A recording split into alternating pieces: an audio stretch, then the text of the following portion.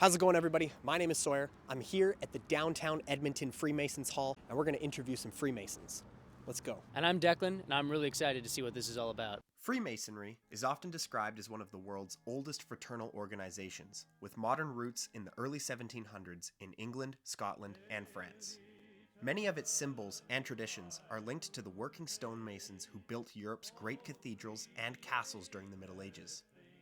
Frequently viewed by outsiders as secretive and sometimes even accused of being cult-like, the male-only Freemasons identified themselves instead as a non-religious fraternity. However, members are expected to hold some form of belief in a higher power.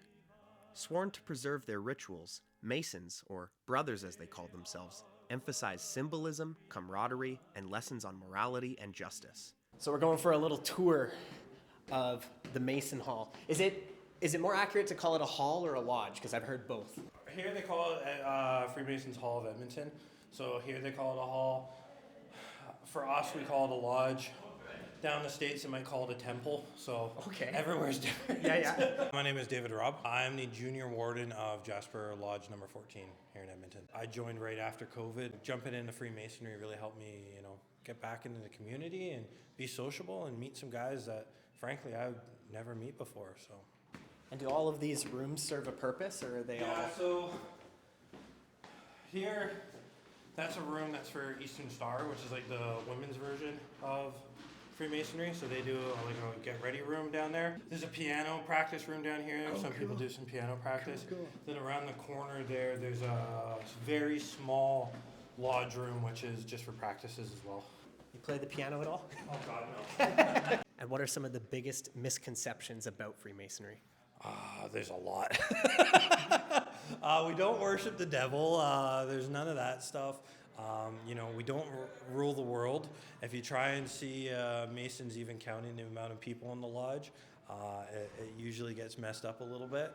I have one acquaintance that says, had heard that somebody saying that the Masons rule the world and had a lot, and he says, heck, they couldn't organize a one float parade. I was an officer 20 years ago or more by the Grand Master of Alberta, so they called me very worshipful brother Dave Watkins. This building was built in 1930, finished, and it's well, somebody's got it going.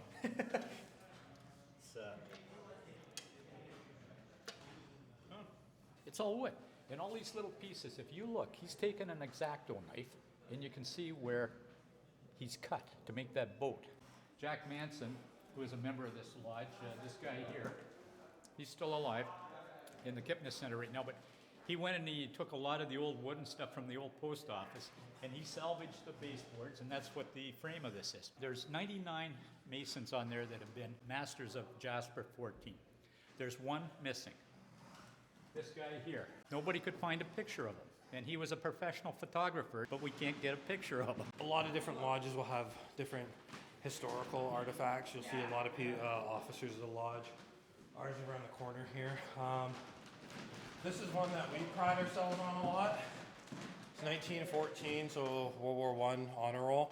This wood actually came from Europe. As you can see the bullet holes in it. Are we allowed to see the room, like where you guys do your ceremonies, or is that off limits? This is it right here? Okay. Oh, wow. Did you talk to Dave, our secretary here? Yeah, we talked. Yeah. This is amazing. Not everyone looks like this.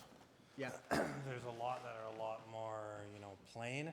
This one is quite old. It's quite historical, so you don't see a lot of lodges like this. This is where the magic happens. This is where the magic happens. That's amazing. So depending which way you want to look at the magic, no actual magic, unfortunately, unless Dave has lottery tickets for me. So no, it's just kind of Is it like an assigned seating kind of thing? So as you go through, newer guys sit over here, and then kind of go through. Once you're a Master Mason, you can sit anywhere. You have the Master's chair, you have the Junior Warden's chair, and then the Senior Warden's chair. Very cool. And an overflow upstairs. And who sits up there usually? I've only ever seen it that busy once. Twice that they've had to use all the seats up there. One of the guys last year when he did his installation as master of one of the other lodges, I think there was close to 200 people in attendance for his initiation, and then we went over the room next door, which is the blue room. You could just look, this is a little different colored, little more walnut, dark walnut, or oak. So what's the difference between in here versus what they're doing? Not a lot, nothing. It's a smaller room, and we can have 2 meetings. We are having 2 meetings tonight. Yeah, yeah. And there's actually a little room down in the second floor, down for another. Okay. Cool. Awesome. Thank you so much. It's smaller than this one, and we went over there after our meeting one day for their initiation, and it was quite full. We had to sit upstairs as well because it was quite busy. So, it fills up every once in a while, which is good. Are we allowed to see the scripture, or is that like You're not allowed to open it. Okay. Can we take a look at it though? Hey, Dave. They're allowed to go just to walk around it. They're not allowed to open it. Yeah. Okay. Yeah. You just Perfect. can't. Thank You you. just can't open it, but you're allowed to walk around it. Okay. We are not a religious organization, but there has to be a belief in a greater power. In our lodge rooms, there is an altar where a holy book is there. And I've been in lodges where we've had up to 7 different holy books covering the 7 different religions of the individuals sitting in that room. Part of the misconception, devil worship and all that, every lodge has a Bible in the middle of it. Gotcha. Or if their lodge, their master of the lodge is Muslim, they might have a Quran, right? It depends on what the lodge is. But yeah, it's just a regular old Bible for the most part. There's a few extra little pieces that you guys aren't allowed to see in it, but it's basically just a regular Bible. So yeah, like I said, it might be the Quran, the Torah, depending on, who's in the lodge and who they worship. They might just add an extra little book on the side for those specific members. So You can meet so many individuals from different walks of life, and that's where the benefit, or what I get most out of my masonry. Do not be afraid of it. It is not a secret cult.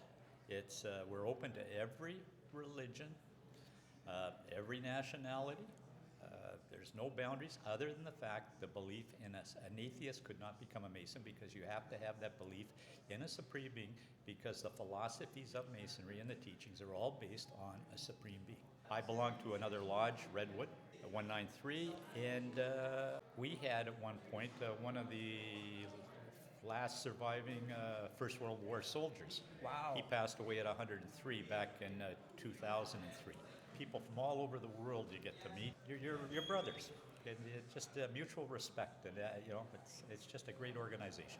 we're not allowed to talk about religion. We're not allowed to talk about politics, which I think is very prevalent in the world today. We got a lot of division when it comes to those two subjects at times. So I think, when you go in the lodge and you're meeting guys just based off of who they are, you don't know their religion, you don't know their politics. I think that's a big thing with Freemasonry, is it brings people together, and at the same time, you better yourself as a man. Knowing that Freemasonry is bringing people from different, areas together is something I find super big. We're here to better ourselves. We're here to, work on ourselves and help each other work on ourselves and bring people together. To be one, you just have to ask one.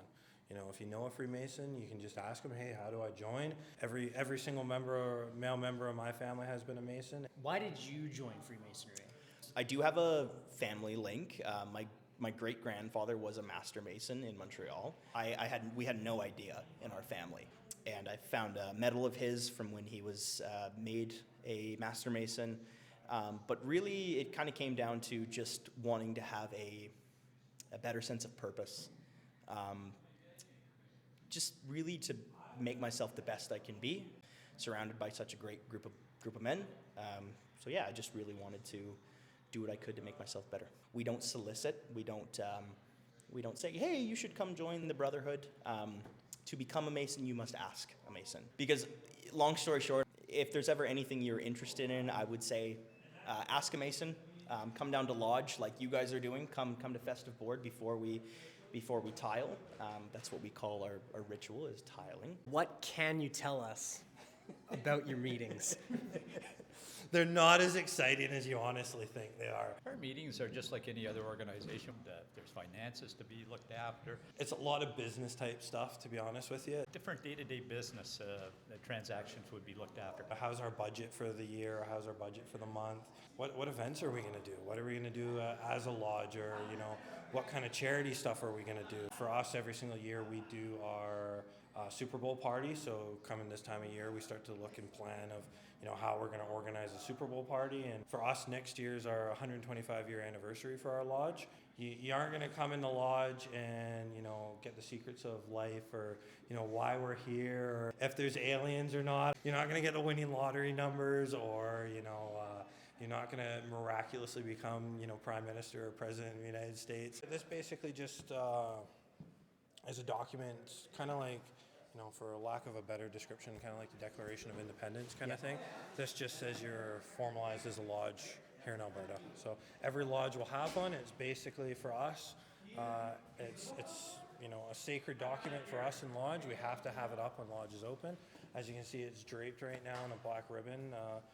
When members pass away or if our past Grand Master passes away, we have to drape it. But yeah, you can't go in there though. Off limits. What's in there? Honestly, nothing.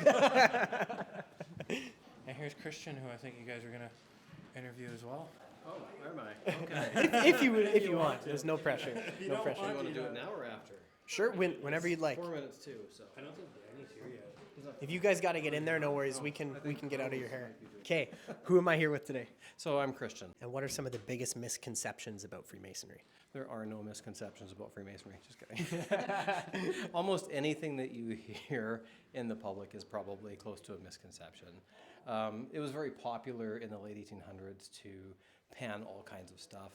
And there was a person who wrote a book saying a bunch of really bizarre things about Freemasonry.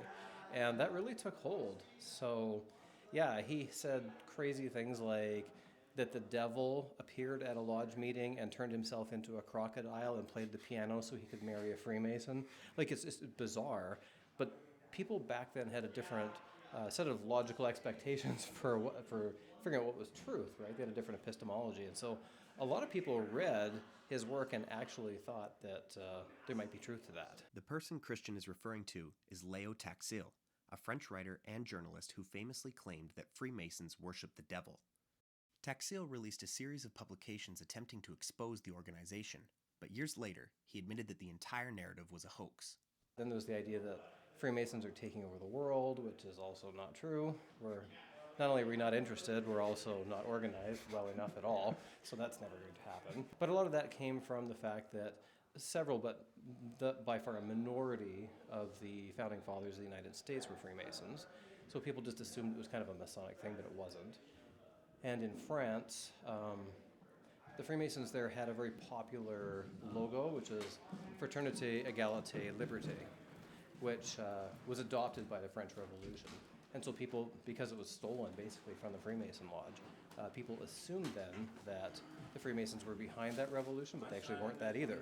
So I'm afraid we're far more boring than people think. A lot of our stuff that we do is just basically around improving ourselves and being charitable. So we try to raise money for hospitals and things, but we never tell anybody what we do.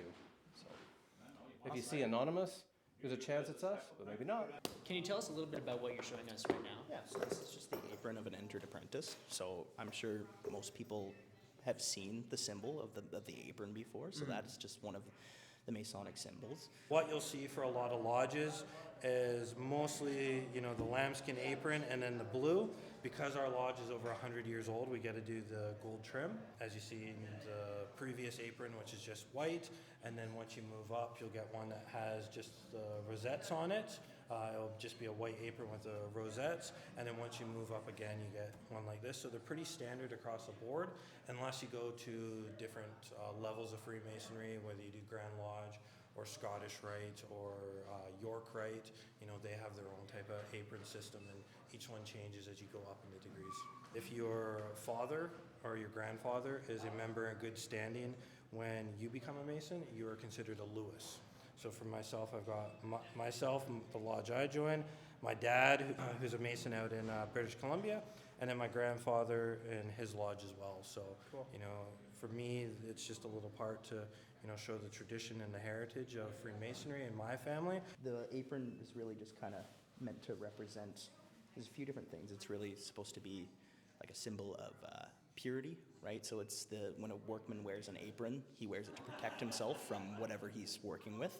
So we do the same thing. We wear aprons to symbolize that we're protecting ourselves from, for lack of a better word, the immorality of the world, right? So we're trying to keep ourselves as pure as possible. And it also goes back to the fact that Freemasons, we trace our lineage back to stonemasonry. The tools of our trade are what we learn in the Brotherhood, and our granite are our souls, right? So as Masons, we are working to perfect ourselves to the best of our abilities.